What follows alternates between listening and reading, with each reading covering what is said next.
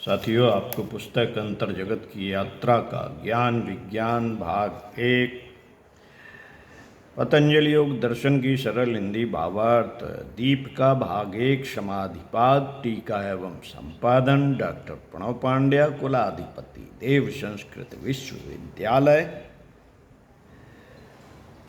पुस्तक के पृष्ठ 49 से पढ़कर सुनाते हैं। कल्पना में भी है अक्षय ऊर्जा का भंडार। जीवन जागृत का संदेश देने के पश्चात समाधिपाद के 9वें सूत्र में योग सूत्रकार महर्षि तीसरी वृत्ति का खुलासा करते हुए कहते हैं, शब्द ज्ञानानुयाति वस्तु शून्यो विकल्पः 1/9, अर्थात शब्दों के जोड़ से हरेक का परिचय है। हम सभी अपने जीवन के क्षणों को कल्पनाओं से संवारते रहते हैं। कई बार ये कल्पनाएं हमारे अतीत से जुड़ी होती हैं और कई बार हम इन कल्पनाओं के धागों से अपने भविष्य का ताना बाना बुनते हैं। हम में से बहुसंख्यक कल्पना करने के इतने आदी हो चुके हैं कि मन ठहरने का नाम ही नहीं लेता। किसी भी कार से उबरते ही कल्पनाओं के हिंडोले में झूलने लगता है। भांत भांत की कल्पनाएं, रंग बिरंगी और बहुरंगी कल्पनाएं, कभी कभी तो विद्रूप और भयावह कल्पनाएं चाहे अनचाहे हमारे मन को घेरे रहती हैं। कभी हम इनकी सम्मोहकता में खो जाते हैं तो कभी इनकी भयावहता के समक्ष हमारे रोंगटे खड़े हो जाते हैं। स्थिति यहाँ तक है कि कल्पना रस हमारा जीवन रस बन चुका है। कल्पना रस में डूबे और भाव विभोर रहने के बावजूद हमने इसे ठीक तरह से पहचाना नहीं। परम पूज्य गुरुदेव इस संबंध में कहा करते थे, कल्पनाएं सदा ही कोरी और खोखली नहीं होती। कल्पनाएं सदा ही कोरी और खोखली नहीं होती।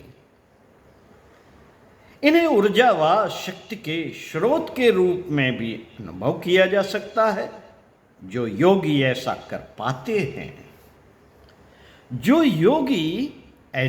पाते हैं वे ही सही ढंग से मन की विकल्प वृत्ति का सदुपयोग करना जानते हैं। कैसे किया जाए यह सदुपयोग? इस प्रश्न का पहला बिंदु है कि कल्पना में निहित शक्ति को, उसकी संभावनाओं को पहचानिए। यह समस्त सृष्टि ब्रह्म की कल्पना ही तो है। हम सब उसके सनातन अंश हैं। ऐसी स्थिति में हमारी कल्पनाओं में भी संभावनाओं के अनंत बीज छुपे हैं। कल्पना में समाई शक्ति की संभावनाओं पर विश्वास करने के बाद दूसरा बिंदु है कल्पनाओं की दिशा। गुरुदेव का कहना था, हमें सदा ही विधेयात्मक कल्पनाएं करनी चाहिए, क्योंकि निषेधात्मक कल्पनाएं हमारी ऊर्जा को नष्ट करती हैं। क्योंकि जबकि विधेयात्मक कल्पनाएं हमारे अंतःकरण को विशद ब्रह्मांड की ऊर्जा धाराओं से जोड़ती है, उसे ऊर्जावान और शक्ति संपन्न बनाती है। इस तकनीक का तीसरा बिंदु है कल्पनाओं को अपनी अभिरुचि के अनुसार अंतः भावनाओं तथा विवेकपूर्ण विचार से जोड़ना। इस प्रक्रिया के परिणाम बड़े ही सुखद और आश्चर्यजनक होते हैं। अंतः भावनाओं से संयुक्त होकर कल्पना कला को जन्म देती है, जबकि विवेकपूर्ण विचार से जुड़कर कल्पना शोध की सृष्टि करती है। काव्य कला सहित विश्व वसुधा की समस्त कलाएं प्रायः इसी रीत से जन्मी पनपी एवं विकसित हुई है। विश्व को चमत्कृत कर देने वाली शोध सृष्टि भी कल्पनाओं के तर्कपूर्ण विवेक युक्त विचार से संबद्ध होने से हुई है। अंतः भावनाओं एवं तर्कपूर्ण विचार से कल्पना के जुड़ने से इन दोनों के अलावा एक सुखद परिणति भी होती है और वह परिणति है जीवन जीने की कला का विकास। जीवन में एक अपूर्व कलात्मक लय विद्धता का सुखद जन्म। इस सत्य से प्रायः बहुत कम लोग परिचित हो पाते हैं, लेकिन जो परिचित हो जाते हैं उनका जीवन सुमधुर काव्य की भांति सुरीला, संगीत की तरह लय युक्त एवं नवीन शोध की भांति आश्चर्यजनक उपलब्धियों का भंडार हो जाता है।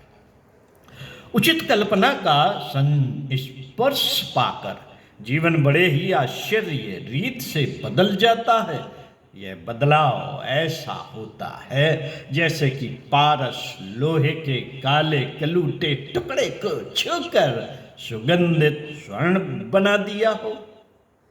कहानी एमिली जेन की है, जो पहले अपने बचपन में कूड़ा करकट बीनती थी और बाद में विश्वविख्यात अभिनेत्री बन गई। उसकी जीवन कथा वंडर ऑफ वर्ल्ड के लेखक जेम्स एल्विन का कहना है कि एमिली जब छोटी थी, एक दिन वह कूड़ा करकट से कुछ बीन रही थी। बीनती बीनती वह थक गई। साथ कुछ लड़के लड़कियां और भी थे।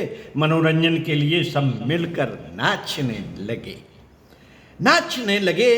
तभी वहां से अनविन रोजर्ट का गुजरना हुआ। रोजर्ट ने बच्चों के बीच नृत्य करती हुई एमिली को देखा, उसे संकेत से पास बुलाया और धीरे से कहा, प्यारी बच्ची, तुम अद्वितीय हो। सौंदर्य और कला का अपूर्व मिश्रण तुम में है। तुम चाहो तो क्या नहीं कर सकती। सचमुच ही मैं कुछ भी कर सकती हूं। एमिली ने पूछा, हाँ, तुम कुछ भी कर सकती हो। इस एक कल्पना ने अंतः भावनाओं एवं तर्कपूर्ण विवेक युक्त विचारों से मिलकर एमिली को नया जन्म दिया। वह एमिली जो कला की देवी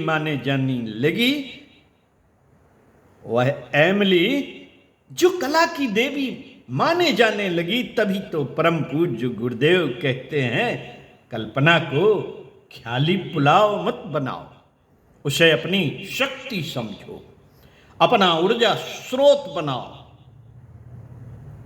कल्पनाओं को यूं भटकने देना, यूं ही बहकने देना और उस बहाव में स्वयं भी भटकने व बहने लगना न केवल कल्पना शक्ति की बर्बादी है, बल्कि इससे जीवन भी बर्बाद होता है। ऐसे में विकल्प की यह वृत्ति क्लेश उत्पादक बन जाती है, लेकिन इसका सदुपयोग होने से यह क्लेश निवारक बन जाती है। बस सब कुछ हम साधकों पर है। बस सब कुछ हम साधकों पर है कि उसे अपनी साधना का साधक तत्व बनाते हैं या फिर उसे बाधक बने रहने देते हैं। हमारी योग साधना के खड़े होने की कसौटी इसे अपनी साधना का साधक तत्व बनाने में है। हमारी योग साधना के खड़े होने की कसौटी इसे अपनी साधना का साधक तत्व बनाने में है। इस विकल्प वृत्ति की साधना यदि बहुर्मुखी हो तो हमें सांसारिक उपलब्धियों के वरदान देती है और यदि इसे अंतर्मुखी कर लें, कल्पना हमारी धारणा का स्वरूप ले ले, तो हमें यौगिक विभूतियों के वरदान देती है।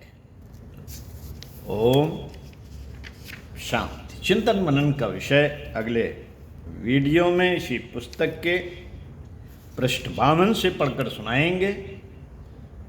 नींद जब आप होते हैं, केवल आप।